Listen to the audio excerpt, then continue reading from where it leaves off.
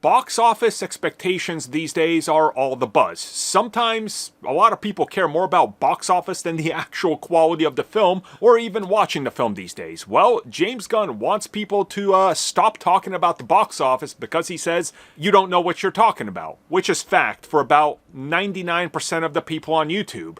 As I've been saying all along, box office is not the only metric of success. There's literally like 5 other things that all contribute to whether it's successful or not.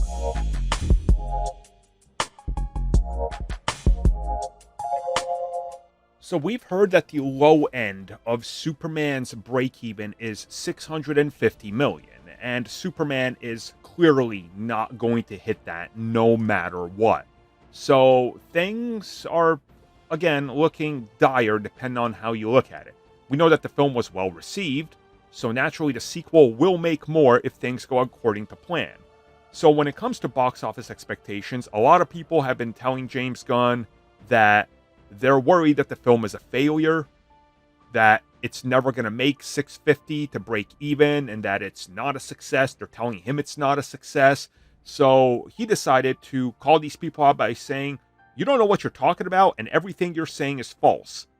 And then he said, and I quote, "Anyone saying that doesn't understand or have an understanding of the box office and film business. And we would be idiots to make a first in a franchise film that would need to make that much to be profitable." End quote.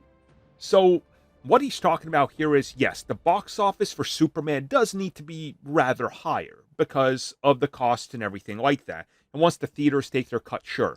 As I've always been saying, comic book films are different in nature when it comes to box office. People don't understand this. For some reason, people are not willing to understand it. When you put out a film that's not a comic book film, and it costs you $200 million, and the film barely makes $500 million, it's a failure. Yes.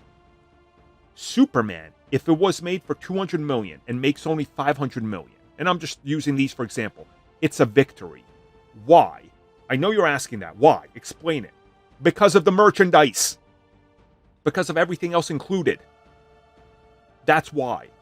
How many times have I said it doesn't matter if these comic book films do not make as much money in the box office, because the majority of the film and its profits come from the actual items like action figures, backpacks for kids, school supplies, all these other things that they can slap the superhero logo onto.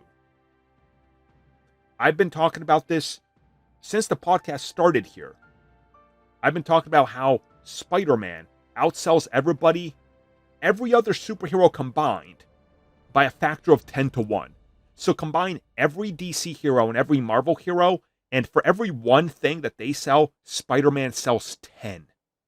Think about those margins. That's why even a Spider-Man film that doesn't make enough, if it has good merchandise, will be a huge victory, which is why the Amazing Spider-Man franchise was not, because merchandise wasn't readily available. But the MCU Spider-Man is the most profitable they've ever been because of the merchandise. Same thing for Superman. This Superman, has sold more than Man of Steel to a degree you guys wouldn't believe.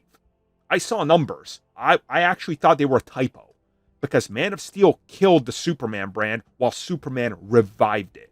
So all of the box office talk to be a success doesn't apply to comic book films because they are graded differently. Thank you for checking out that video, and thank you for your continued support. Feel free to like, share, subscribe, do whatever you will, and if you're so inclined and would like some additional content from us, which includes unfiltered content and bonus discussions, we do offer exclusively in our member section. We hope to see you there. So thank you for watching, and have a good one.